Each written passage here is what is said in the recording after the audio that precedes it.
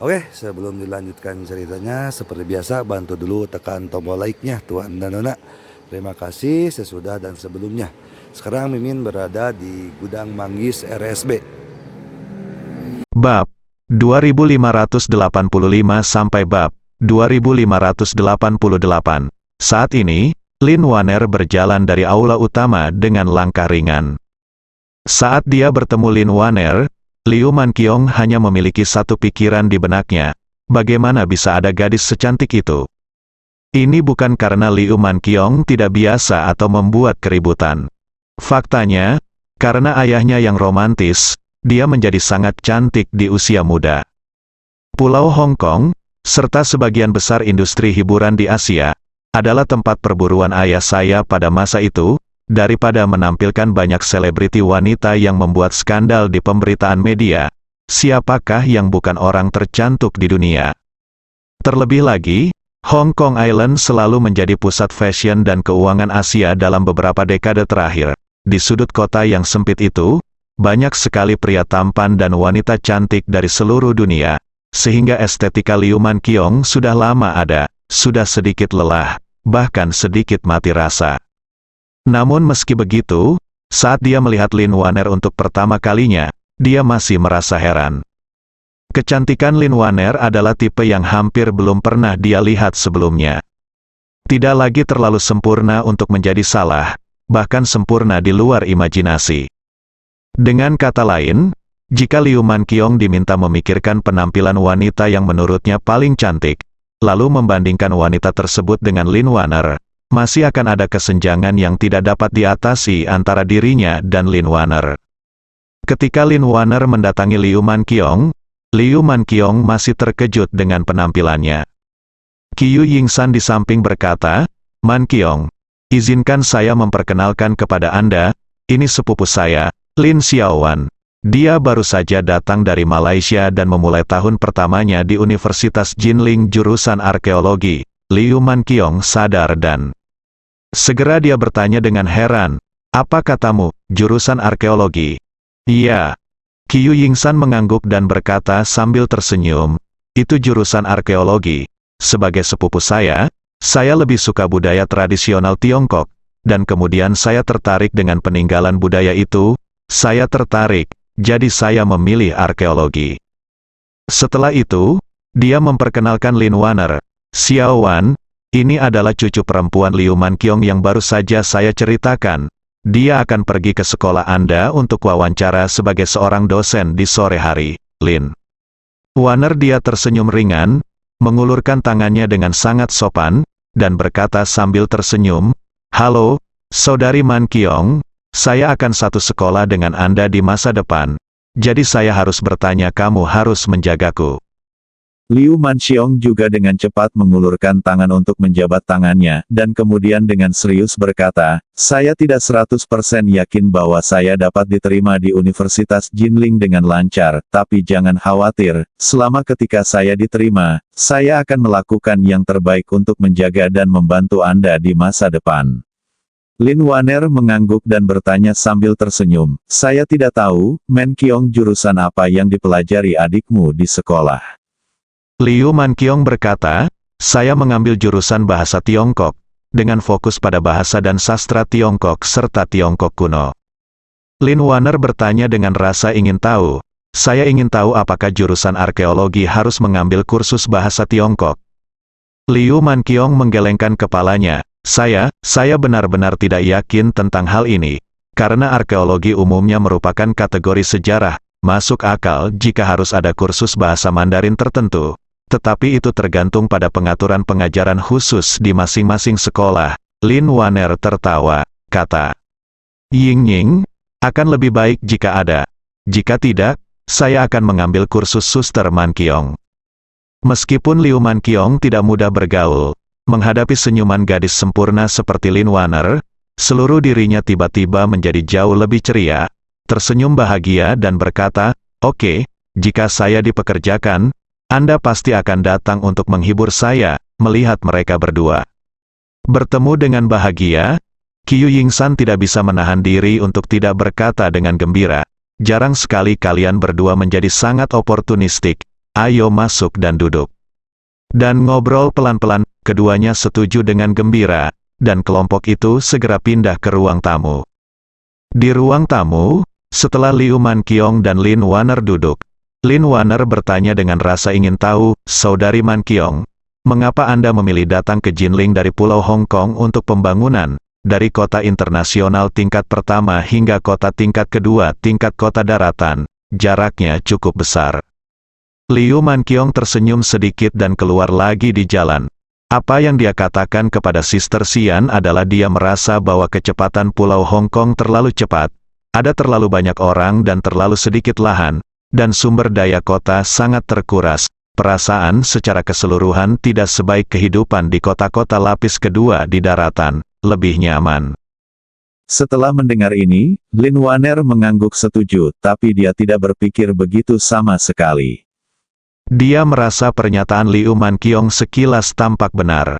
Di kota internasional tingkat pertama seperti Pulau Hong Kong, langkahnya tentu saja tidak akan lambat.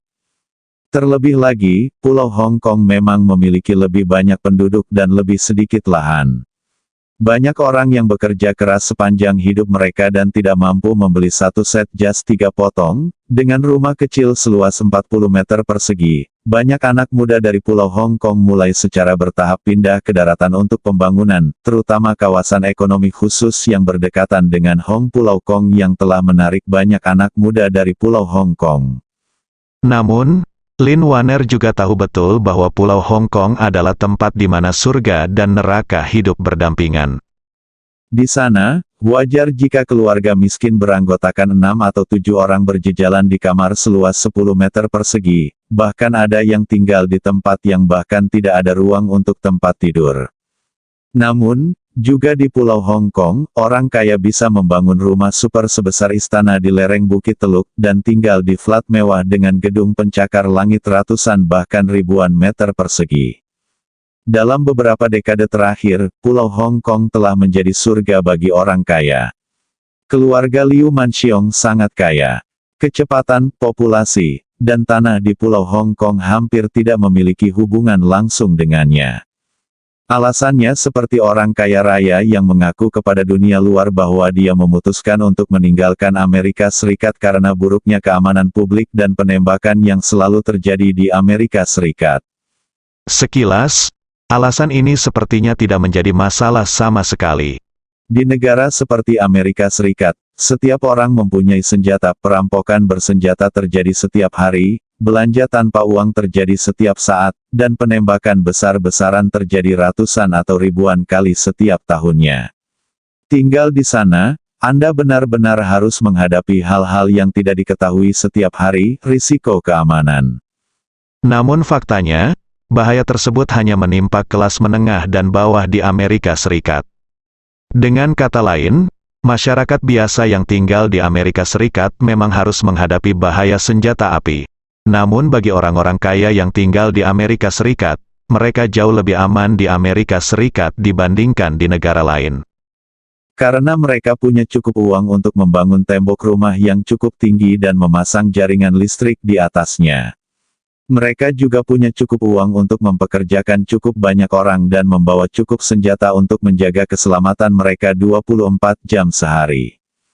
Selain itu, di daerah terkaya di Amerika Serikat, Departemen Kepolisian ingin membuka satu di gerbang selatan komunitas dan satu lagi di gerbang utara. Kemudian setiap kantor polisi akan mengirimkan 8 mobil polisi dan 16 petugas patroli bersenjata untuk berpatroli, lingkungan sekitar 24 jam sehari patroli. Jika seorang pria bersenjata ingin melakukan penembakan, ia tidak akan pernah memilih kawasan kaya raya, karena dalam perjalanan menuju kawasan kaya tersebut, ia dihentikan oleh polisi yang berpatroli karena mobil yang dikendarainya kurang bagus. Dalam hal ini, apalagi jika dia berani mengeluarkan pistol, bahkan jika dia memasukkan tangannya ke dalam saku untuk mengambil permen karet, dia akan dipukuli hingga menjadi sarang lebah dalam hitungan detik. Dan bahkan jika dia memiliki kemampuan untuk menghindari patroli polisi, selama dia berani mendekati perkebunan orang-orang super kaya, puluhan senjata akan diarahkan secara diam-diam ke arahnya. Memikirkan melakukan penembakan dalam keadaan seperti itu hanyalah sebuah fantasi, dia takut dia bahkan tidak memiliki kesempatan untuk menembak dirinya sendiri. Rasa aman yang dimiliki oleh orang-orang super kaya adalah sesuatu yang tidak dapat diberikan oleh negara lain, karena sebagian besar negara tidak mengizinkan orang biasa memegang senjata. Orang kaya ingin dengan murah hati mencari lusinan pengawal yang membawa senjata untuk melindungi diri mereka sendiri. Itu hanyalah sebuah tugas bodoh, bahkan jika Anda menyewa beberapa pengawal itu akan sia-sia begitu Anda bertemu dengan gangster bersenjata. Putra tertua keluarga Lee diculik di Hong Kong saat itu karena para gangster punya senjata. Namun putra tertua keluarga Lee dan pengawalnya tidak. Jika hal yang sama terjadi di Amerika Serikat, selama perusahaan keamanan diberi anggaran yang cukup, mereka dapat membekali tuan muda dengan beberapa Cadillac anti peluru yang sebanding dengan kendaraan lapis baja dan selusin pengawal bersenjatakan senapan serbu untuk perlindungan pribadi dalam perjalanan pulang. Para gangster Qiang dan Ah Huan mungkin tidak cukup untuk mengisi gigi para pengawal ini. Oleh karena itu, jika orang awam mengatakan bahwa dia merasa kehidupan di Amerika Serikat tidak cukup aman, 80% darinya adalah apa yang sebenarnya dia pikirkan. Tetapi jika orang super kaya mengatakan hal yang sama kepada dunia luar, itu pasti alasannya dan bukan pemikirannya yang sebenarnya. Oleh karena itu, Lin Wanner menyimpulkan bahwa pasti ada alasan lain bagi Liu Manqiong untuk datang ke Jinling. Logika berpikir Lin Wanner adalah segala sesuatu harus rasional terlebih dahulu. Jika ada sesuatu yang bertentangan dengan akal sehat, tidak ada jalan keluar dari 7 kata ini. Jika terjadi kesalahan, pasti ada monster. Lagi pula, seperti halnya perkalian, semakin besar bilangan pokok dan kelipatannya maka tentu saja hasilnya juga akan semakin besar. Begitu pula sebaliknya, jika hasilnya besar maka bilangan pokok dan kelipatannya tidak akan kecil. Oleh karena itu, Lin Wanner mau tidak mau diam-diam berpikir dalam hatinya, Liu Manqiong adalah seorang putri kaya dengan kekayaan keluarga ratusan miliar. Jika dia, seorang putri kaya dengan kekayaan ratusan miliar, dapat melakukan hal seperti itu, perilaku yang tidak normal, maka iblis ini pasti bukan iblis biasa, pasti iblis besar. Logika dasar ini juga berlaku untuk saya datang ke sini bukan karena saya suka di sini, atau karena nenek moyang saya terkait dengan itu, tetapi karena ada sesuatu yang tersembunyi di sini. Monster besar, dan monster itu adalah Ye Chen. Memikirkan hal ini, Lin Wanner mengerutkan kening dan berkata pada dirinya sendiri, di permukaan Jinling, hampir tidak ada monster yang layak menyandang status Liu Manqiong. Mungkinkah Liu Manqiong ini juga untuk Ye Chen? Ayo.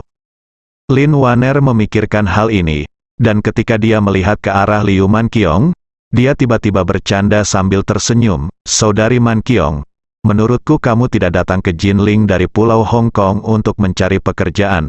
Liu Manqiong bertanya dalam kejutan. "Mengapa kamu mengatakan itu?" Lin Wanner tersenyum tipis dan berkata, rasanya dia lebih putus asa untuk mengejar kekasihnya. Kata-kata Lin Wanner yang tampaknya menggoda segera menyentuh hati Liu Manqiong. Dia sedikit panik, tapi dia buru-buru dia berkata diam-diam, bagaimana bisa? Saya belum pernah ke Aurus Hill, dan saya tidak punya kenalan di sini, apalagi kekasih. Meskipun Liu Manqiong buru-buru menyembunyikannya, masih ada sedikit emosi di ekspresinya. Jejak kepanikan itu telah ditangkap secara akurat oleh Lin Wanner. Perubahan halus ini saja membuat Lin Wanner semakin yakin bahwa penilaiannya benar. Dikombinasikan dengan identitas Liu Manqiong, siapa lagi yang bisa membuat wanita kaya seperti dia melepaskan sikap pendiamnya dan mengejar pria dari Pulau Hong Kong ke Jinling, selain Ye Chen? Namun, Lin Wanner memahami sifat manusia dengan sangat baik. Dia tahu bahwa saat ini, karena Liu Manqiong sedikit panik, dia harus menghentikannya. Meminjam pepatah dari seni perang, jangan mengejar musuh saat Anda miskin.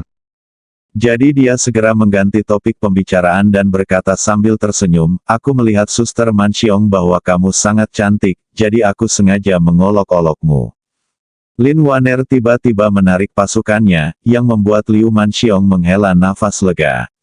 Dia sebenarnya merasa bersalah, dan saya takut seseorang akan mengetahui sesuatu.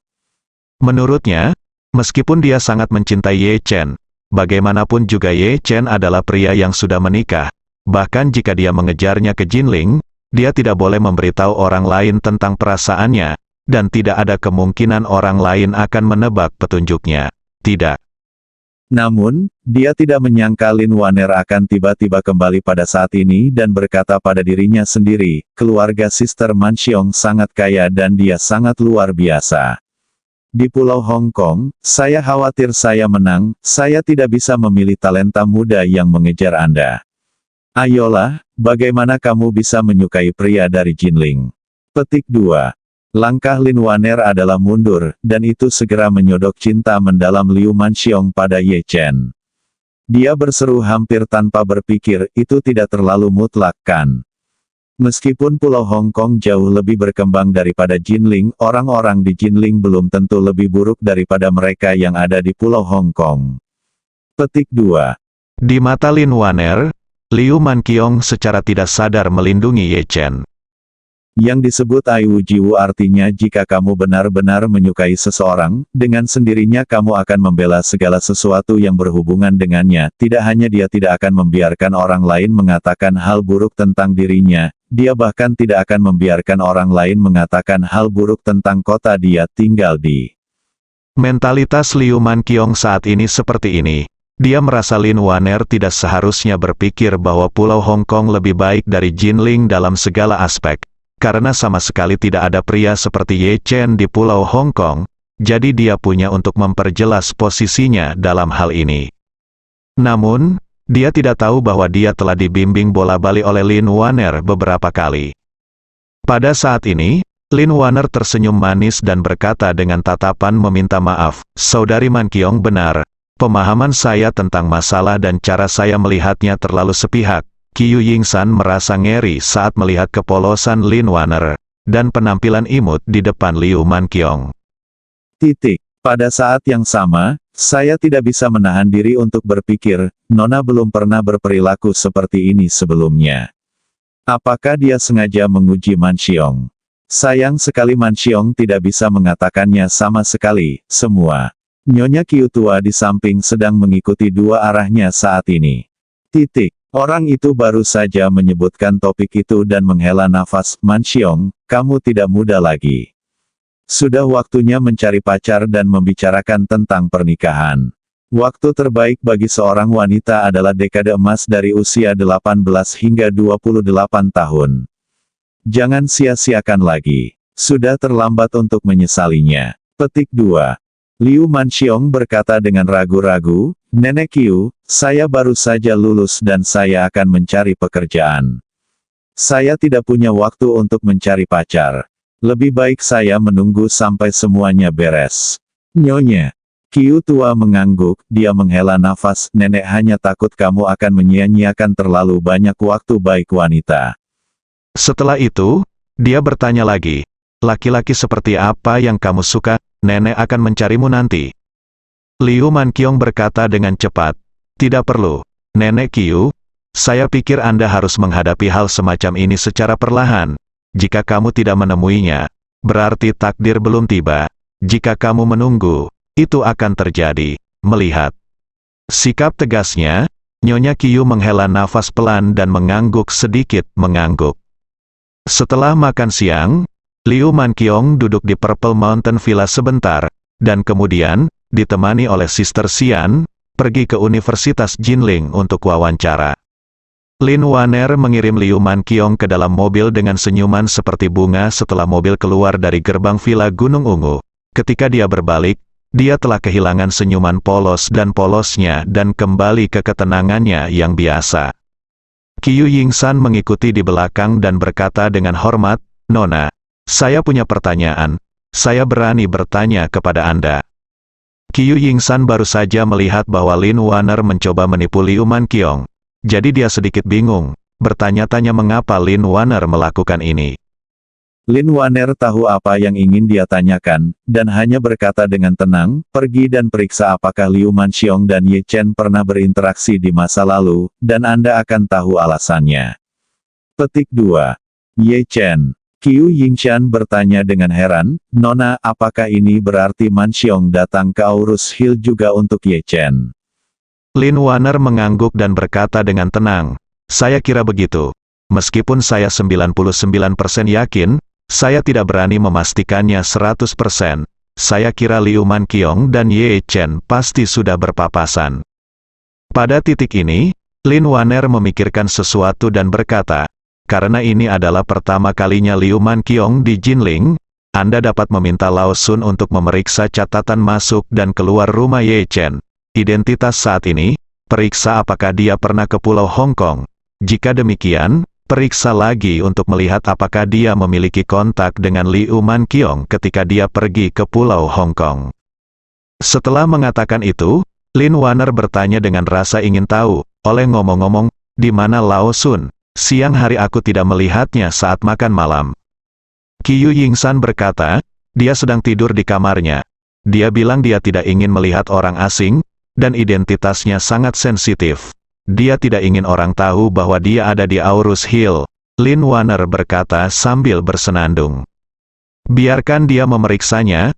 Aku juga cukup penasaran, ceritakan hasilnya." Oke, saat ini, Ye Chen telah kehilangan penyamaran terbaiknya di depan Lin Wanner. Informasi identitasnya saat ini telah dikuasai oleh Lin Wanner, ditambah dengan identitas dan latar belakang khusus Sun Zidong. Mudah untuk memeriksa catatan masuk dan keluar Ye Chen di bea cukai. Segera, Sun Zidong menemukan catatan entry yang ditinggalkan Ye Chen di bea cukai Pulau Hong Kong ketika dia pergi ke Pulau Hong Kong sebelumnya. Belakangan, dia meminta seseorang untuk memeriksa video pengawasan bandara. Karena catatan entry berisi waktu masuk yang akurat hingga detik dan nomor jendela masuk yang jelas, mudah untuk menemukan pemantauan masuknya Ye Chen ke Pulau Hong Kong hari itu. Karena area umum bandara berada di bawah pengawasan 360 derajat, mudah untuk menemukan adegan di mana Ye Chen berjalan keluar dari pintu keluar bandara dan Liu Jiahui serta istrinya menyambutnya dengan hormat. Ketika Qiu Yingshan melihat materi video ini, dia hanya mengagumi Lin Wanner. Dia benar-benar tidak mengerti. Dia hadir sepanjang Liu Manqiong datang hari ini. Liu Manqiong tidak mengungkapkan informasi apapun tentang Ye Chen, dan bahkan tidak mengucapkan kata "kamu" untuk Ye Chen.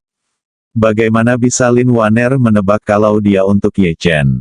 Nanti, bagaimana Anda menebak kalau keduanya pernah berpapasan di Pulau Hong Kong? Ketika Qiu Yingshan melaporkan informasi yang ditemukan kepada Lin Wanner dengan penuh keraguan, Lin Wanner tidak terkejut sama sekali. Dia hanya berkata sambil setengah tersenyum, "Ye Chen ini jelas sudah menikah, tapi dia masih menggoda wanita dimanapun. Jika dia pergi ke Pulau Hong Kong dan Liu Manqiong datang jauh-jauh ke Jinling, maka jika dia pergi ke tempat lain, dia tidak akan bisa melakukan hal yang sama. Untuk merayu jiwa satu atau dua gadis kecil, jika Anda melihat rencana perjalanan Ye Chen dalam beberapa tahun terakhir, Anda mungkin bisa mengungkap banyak wanita yang tergila-gila." Petik 2. Qiu Yingsan tersenyum canggung dan menghela nafas. Dapat dikatakan bahwa anak laki-laki ini sangat menawan.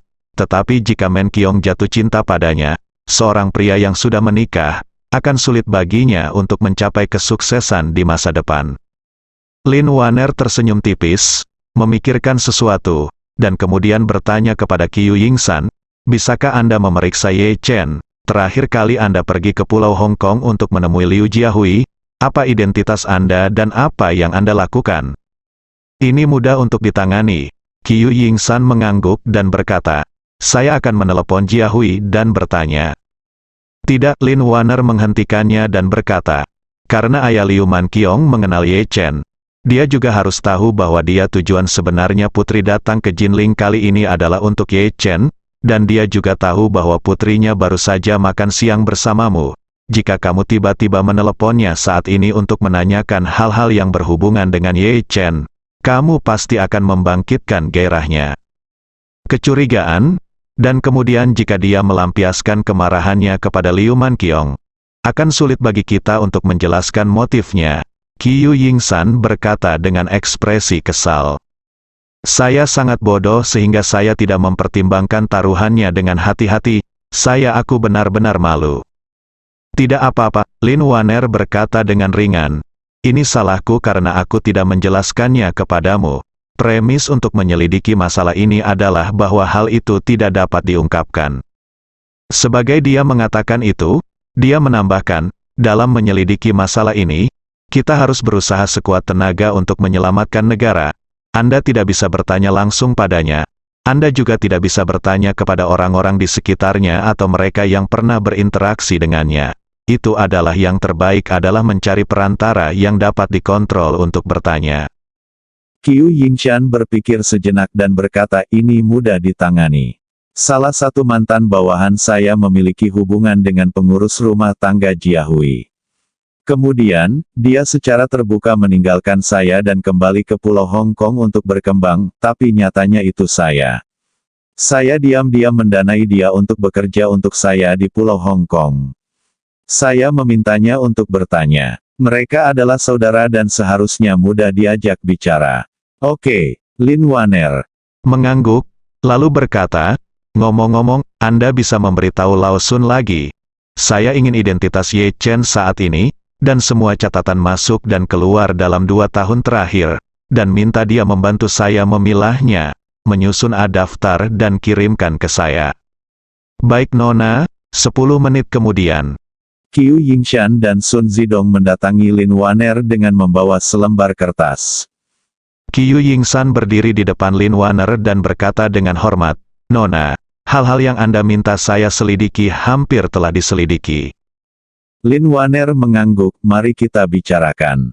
Qiu Yingshan berkata, pertama-tama, Ye Chen pergi ke Pulau Hong Kong untuk bertemu keluarganya. Tentang Hui, berita yang saya tanyakan kepada orang-orang adalah bahwa Ye Chen adalah eksekutif East Shipping Group pada saat itu. Jiahui selalu ingin bekerja sama secara mendalam dengan East Shipping, jadi East Shipping mengirim Ye Chen untuk pergi bersamanya. Wawancara dan periksa situasinya. East Shipping, Lin Waner mengerutkan kening dan bertanya, apa latar belakang perusahaan ini? Dengan identitas dan kekuatan Ye Chen, saya tidak yakin dia akan melakukannya memegang posisi eksekutif senior di perusahaan manapun. Qiu Yingshan buru-buru berkata, Yisu Shipping memiliki latar belakang yang bagus, ini adalah grup pelayaran laut yang dioperasikan bersama oleh keluarga Ito Jepang dan keluarga Su Tiongkok, karena dua perusahaan memiliki kekuatan yang sangat kuat dalam transportasi laut. Setelah kekuatan digabungkan menjadi satu, ia telah menjadi raksasa di bidang pelayaran. Keluarga Su dan keluarga Ito. Lin Waner mengerucutkan bibirnya dan berpikir, saya pernah mendengar tentang dua keluarga ini. Yang satu adalah kekuatan Tiongkok. Keluarga terkuat, yang satu adalah keluarga terkuat di Jepang. Tidak ada yang aneh jika kedua keluarga kuat ini bergabung dalam bidang bisnis, namun yang aneh adalah mengapa Ye Chen ingin bertemu dengannya sebagai eksekutif senior perusahaan ini. Liu Jiahui. Sangat tidak mungkin bagi Ye Chen untuk bekerja di perusahaan pelayaran seperti itu. Sun Zidong menyela saat ini, Nona, ada lapisan hubungan lain dalam hal ini, yang bahkan lebih aneh lagi. Lin Waner bertanya kepadanya, apa hubungannya? Tolong beritahu saya. Sun Zidong menjelaskan itu dia. Keluarga Su dan keluarga Ye telah bertengkar secara terbuka dan diam-diam selama bertahun-tahun. Mereka sangat tidak bahagia di tahun-tahun awal. Keluarga Su bahkan memimpin pembentukan aliansi anti-Ye di Yanjing, hanya untuk melawan keluarga Ye. Keluarga-keluarga tersebut berselisih satu sama lain. Kemudian, sampai Ye Changying dan istrinya meninggal secara tak terduga dan vitalitas keluarga Ye rusak parah, keluarga Su tiba-tiba menjadi keluarga terkuat di Tiongkok, selalu mengungguli keluarga Ye. Bisa dibilang kedua keluarga ini sudah lama berseteru, jadi saya tidak mengerti bagaimana Ye Chen dapat membantu East Shipping. Lin Waner menggelengkan kepalanya dan berkata, pemikiran Anda salah. Ini bukan bagaimana Ye Chen dapat membantu East Shipping, tetapi apakah East Shipping melakukan sesuatu untuk Ye Chen. Petik 2. Baik Qiu Yingshan maupun Sun Zidong tidak dapat memahami arti penguasaan energi spiritual Ye Chen. Namun Lin Waner sangat memahami bahwa dengan kekuatan Ye Chen dan keberanian Ye Chen untuk melawan Po Qinghui, tidak mungkin perusahaan manapun di dunia ini dapat menyentuhnya. Oleh karena itu, setelah menguatkan pandangan ini dan menganalisis mengapa Ye Chen bertemu Liu Jiahui sebagai eksekutif East Shipping, kesimpulan yang dapat dia ambil adalah bahwa East Shipping kemungkinan besar memiliki hubungan yang lebih dalam dengan Ye Chen. Karena sebagian besar industri Qiu Yingshan berada di Singapura dan Malaysia, dia sangat paham dengan situasi pasar pelayaran saat ini. Dia berkata saat ini, ngomong-ngomong, Nona, latar belakang East Shipping memang tidak sederhana, dan saya tidak tahu kenapa. Mereka memiliki hubungan yang sangat dekat dengan Wan Longdian. Kini Wan Longdian telah mendirikan perusahaan pengawal bersenjata, yang hampir memonopoli bagian pengawalan komersial di seluruh Teluk Aden. Dengan perlindungan Wan Longdian, kapal-kapal Yisun Shipping dapat berlayar dengan lancar melintasi Teluk Aden. Di negeri tak berpenghuni, tidak ada bajak laut yang berani menyentuh masalah mereka. Petik 2. Istana 10.000 Naga, Lin Waner mengerutkan kening dan bergumam. Ini adalah organisasi tentara bayaran yang terkenal. Di masa lalu, itu hanya bekerja sama dengan pemerintah dan panglima perang lokal. Bagaimana dia bisa terikat erat dengan sebuah perusahaan? Sun Zidong tiba-tiba mengerutkan kening dan bergumam. Orang ini sudah tua dan otaknya benar-benar tidak cukup kuat. Saya baru ingat bahwa ada hal yang sangat penting, hal yang berhubungan dengan Istana Wanlong. Lin Waner mengangkat kepalanya dan berkata dengan penuh semangat, katakan padaku secepatnya. Sun Zidong berkata, keluarga Su memiliki hubungan dekat dengan Istana Wanlong. Ayah dari Wan Pojun, sang master dari Istana Wanlong, adalah putra tertua dari keluarga Su. Anak buah Soudao, dan keluarga Su selalu ingin mengalahkan keluarga Ye sepenuhnya. Beberapa waktu lalu, mereka bergabung dengan Wan Pojun untuk menyerang makam leluhur keluarga Ye di Gunung Yeling untuk meratakan makam leluhur keluarga Ye. Untuk menyelamatkan nyawa mereka, keluarga Ye menyerahkan setengah dari harta keluarga mereka.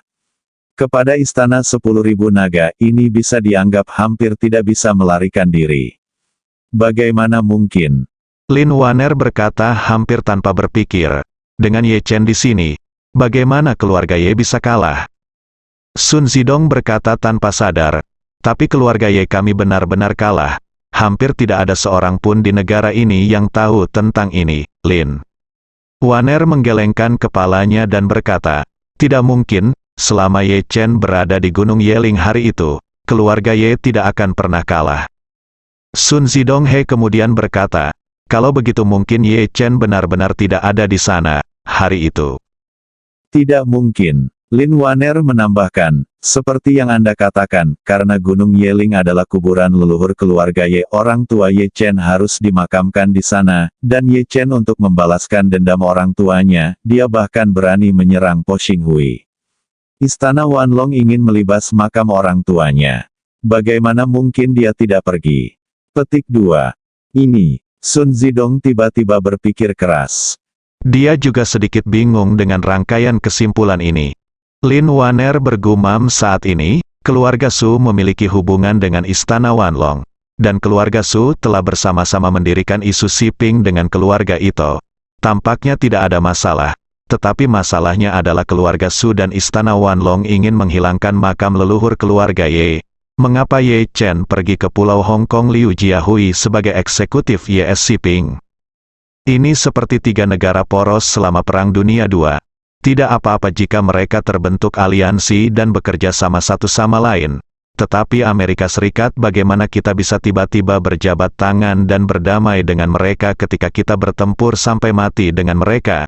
Jadi, saya ingin tahu apa yang menyelesaikan kebencian antara Ye Chen, keluarga Su dan Istana Wanlong. Sun Zidong dan Qiu Yingsan juga saling berpandangan sedikit. Hubungan antara keluarga Su, keluarga Ye, Istana Wanlong, keluarga Ito, dan Ye Chen nampaknya begitu rumit hingga sulit untuk mengatakan yang sebenarnya. Kali ini, Lin Waner berkata lagi, kebencian tidak akan hilang tanpa alasan. Hilangnya kebencian pasti karena satu pihak menaklukkan pihak lain. Ini seperti Amerika Serikat menjatuhkan 2 bom atom ke Jepang pada tahun 1945, tetapi Jepang akhirnya menjadi Amerika Serikat. Seperti sekutu paling solid di Asia, setelah ditaklukkan, tidak akan ada kebencian. Berbicara tentang ini, Lin Waner berkata dengan tatapan penuh tekad, sangat tidak mungkin bagi keluarga Su dan Wanlong istana untuk menaklukkan Ye Chen. Satu-satunya kemungkinan adalah Ye Chen menaklukkan keluarga Su dan istana Wanlong. Ye Chen menaklukkan keluarga Su dan istana Wanlong.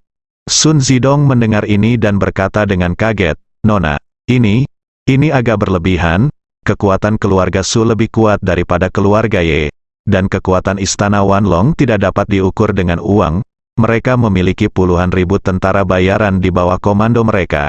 Dan sekarang dikatakan bahwa mereka telah berinvestasi dalam membangun markas permanen mereka sendiri di Timur Tengah. Bagaimana bisa organisasi seperti itu ditaklukkan oleh Ye Chen?" Lin Waner berkata dengan ringan, kekuatan Ye Chen jauh melampaui apa yang bisa ditandingi oleh istana Wanlong. Jika tidak, ketika keluarga Su dan istana Wanlong pergi ke Gunung Yeling bersama-sama, mereka tidak akan pergi cara apapun agar Ye Chen bisa bertahan hidup. Meskipun kita tidak tahu hari itu apa yang sebenarnya terjadi di Gunung Yeling, tapi dilihat dari hasilnya, Ye Chen tidak terpengaruh sama sekali, yang cukup untuk membuktikan bahwa keluarga Su dan istana Wanlong benar-benar gagal di Gunung Yeling hari itu. Setelah jeda, Lin Waner melanjutkan berkata, saya baru saja mengatakan bahwa musuh di mata Ye Chen adalah Po King Hui. Seperti saya, dia bersumpah membenci Po King. Tetapi dia jauh lebih kuat dari saya. Saya masih Po King Hui yang mengejar Timur Tengah dan bersembunyi di Tibet, dan kelelahan. Tetapi dia telah melancarkan serangan nyata terhadap Po King Hui dalam kegelapan. Dari sudut pandang ini, bagaimana istana Wanlong bisa menghentikannya? Jika dia mau, kamu bisa langsung membunuh sosok nomor 1 di istana Wanlong di Gunung Yeling. Sun Zidong merenung sejenak, mengerutkan kening dan berkata, dengan cara ini, rumor bahwa keluarga Ye menyerahkan setengah asetnya kepada Wanlong istana sebenarnya adalah pelepasan keluarga Ye ke dunia luar, bom asap. Lin Waner mengangguk dan berkata dengan serius, tepatnya itu adalah bom asap yang dilepaskan oleh Ye Chen. Setelah mengatakan itu, Lin Waner tiba-tiba teringat sesuatu dan bertanya kepada mereka berdua, ngomong-ngomong, setelah Ye Lingshan, apakah ada berita khusus atau perubahan dari keluarga Su dan istana Wanlong? Petik 2. Berubah. Keduanya saling memandang dan Qiu Yingshan berkata, saya tidak yakin dengan situasi keluarga Su, tapi istana Wanlong telah mendengarnya. Mereka tiba-tiba menjadi sangat proaktif dalam situasi di Suriah, dan segera bergabung dengan isu Siping untuk memonopoli pengawalan bersenjata di Teluk Aden. Terlebih lagi, mereka telah memusnahkan organisasi bajak laut sebelumnya, dan tiba-tiba membuat takut para bajak laut di Teluk Aden. Saya kehilangan keberanian. Sejak saat itu, tidak ada bajak laut yang berani mendekati kapal dagang yang dikawal oleh istana Wanlong. Lin Waner mengangguk, transformasi ini tidak indah, saya pikir harus ada bimbingan ahli di baliknya. Sun Zidong di samping berpikir sejenak dan berkata, aneh untuk mengatakan itu setelah hari itu tersiar berita bahwa keluarga Su dan istana Wanlong meraih kemenangan besar di Gunung Yeling, keluarga Su tiba-tiba tidak menonjolkan diri. Beberapa orang mengatakan mereka mencoba menghasilkan banyak uang secara diam-diam, tetapi saya selalu merasa bahwa mereka adalah sangat terkenal sebelum mereka memenangkan pegunungan Yeling. Tidak ada alasan bagi mereka untuk menghasilkan banyak uang dalam diam setelah mereka menang. Bukankah itu sama dengan menyembunyikan telinga dan mencuri bel? Jadi saya selalu membandingkannya. Terkejut dengan kejadian ini, keluarga Su dengan cepat mengganti kepala keluarga sebelumnya, Su Chengfeng, pensiun dan menyerahkan posisi kepala keluarga kepada cucu tertuanya yang berusia 24 tahun, Su Ziyu, kepada cucu perempuan tertua. Lin Waner bergumam dengan ekspresi bingung, mengapa kita harus memilih cucu dari generasi lain untuk langsung mewarisi posisi kepala keluarga? Bukankah kita harus memilih seorang putra untuk melakukan transisi? Setelah itu, Lin Waner bertanya kepada Sun Zidong, mungkinkah keluarga Su hanya memiliki sedikit ahli waris? Sun Zidong buru-buru berkata, "Nona." Sebaliknya, ketujuh putra keluarga Su diberi nama moral, baik hati, adil, pantas, bijaksana, dan amanah. 5 dari putra dan 2 putri semuanya berada di tahun-tahun awal, adapun cucu, masih ada lagi. Aneh. Lin Waner mengerutkan kening dan berkata, karena kita memiliki 5 putra, mengapa kita langsung mewariskan gelar kepala keluarga kepada cucu perempuan tertua kita? Belum lagi cucu tertuanya adalah perempuan, hanya dengan mengatakan bahwa ia mengabaikan anak dan langsung memilih cucu untuk menggantikannya akan dengan mudah menimbulkan ketidakpuasan kelima putranya, bahkan ayah kandung Su Ziyu pun tidak akan pernah mau menerima secara langsung lewati faktanya. Petik 2. Berbicara tentang ini, Lin Waner menambahkan, saat itu, Kaisar Chengzu dari dinasti Ming sangat menghargai cucunya Ming Xuanzong. Namun meski begitu, Chengzu tidak secara langsung menyerahkan tahta kepada Xuanzong, melainkan terlebih dahulu menyerahkan tahta tersebut ke Renzong untuk sementara waktu, bahkan jika Su Chengfeng benar-benar menghargai Su Ziyu juga harus menyerahkan tahta kepada ayah Su Ziyu terlebih dahulu, dan kemudian membiarkan ayahnya menyerahkan tahta kepadanya. Dengan cara ini, fondasi Su Ziyu juga dapat dikonsolidasikan. Jika tidak, Su Chengfeng akan menyerahkan tahta kepadanya, akan ada 1 ayah, 4 paman, dan 2 paman. Seorang bibi di atas. Dia adalah seorang gadis yang langsung mengambil posisi tersebut. Bagaimana dia bisa menahannya? Bahkan jika Su Chengfeng selalu berada di belakangnya, akan sulit bagi Su Ziyu untuk benar-benar mengendalikan keluarga Su. Sun Zidong memikirkan sesuatu dan berkata, ngomong-ngomong, Nona, setelah Su Chengfeng menyerahkan gelar kepala keluarga kepada Su Ziyu, dia pensiun. Konon dia pergi ke Afrika untuk menikmati hidup. Alis Lin Waner semakin berkerut, dia membantu Su Ziyu menaiki kuda yang kuat dan kemudian langsung mundur tanpa mengajaknya menunggangi dan membantunya menjinakkan kuda yang kuat itu. Jika dia melakukan ini, meskipun Su Ziyu memiliki kemampuan yang hebat, tidak mungkin untuk menekannya. Sun Zidong mengangkat bahu, namun, posisi Su Ziyu sebagai kepala keluarga sangat stabil. Setelah mengambil alih, dia telah melakukan banyak hal besar. Itu adalah hasil karyanya untuk mendirikan East Shipping bekerja sama dengan keluarga Ito di Jepang. Lin Waner berkata dengan serius, berdasarkan sifat manusia, jika Su Ziyu berhasil sebagai kepala keluarga, mustahil ayah, paman, dan bibinya menerimanya, dan Su Chengfeng tidak tinggal di sisinya untuk membantunya menekan situasi. Petik 2. Pada titik ini, suara Lin Waner sedikit meninggi dan dia berkata dengan tegas, pasti ada seseorang di belakang Su Ziyu. Orang yang lebih kuat datang untuk membantunya mengguncang situasi, dan itulah keseimbangan yang baru saja disebutkan. Berdiri di belakang Su Ziyu, orang itu dapat menekan sisi Su Ziyu, membuat ketujuh tetuanya tidak bisa bergerak. Sun Zidong berseru, Nona, berdasarkan analisis Anda, orang itu pasti Ye Chen. Ya, Lin Waner mengangguk dan berkata ini membuat semua logika menjadi lancar. Ye Chen menaklukkan keluarga Su di Gunung Yeling dan bahkan menunjuk kepala baru keluarga Su. Bahkan jika Su Chengfeng enggan menyerah, dia hanya bisa menjadi sedih meninggalkan Tiongkok, dan betapapun enggannya ketujuh anaknya, mereka hanya bisa menerimanya dengan patuh dan tidak berani membangkang kepada Su Ziyu. Setelah mengatakan itu, Lin Waner tidak bisa tidak mengagumi, Ye Chen jelas memenangkan pertempuran di Yelingshan, tetapi dia harus mengatakan bahwa dia telah kalah, dan dia juga ingin mengatakan bahwa itu adalah kekalahan telak di yang mana lebih dari separuh harta keluarga hilang. Kepindahan Ye Chen sungguh luar biasa. Petik 2. Sun Zidong berkata setuju. Sejak hari itu, banyak keluarga tidak lagi menganggap serius keluarga Ye. Merasa bahwa mereka telah menjadi kekuatan terakhir mereka. Saya telah menyesali hal ini sejak lama.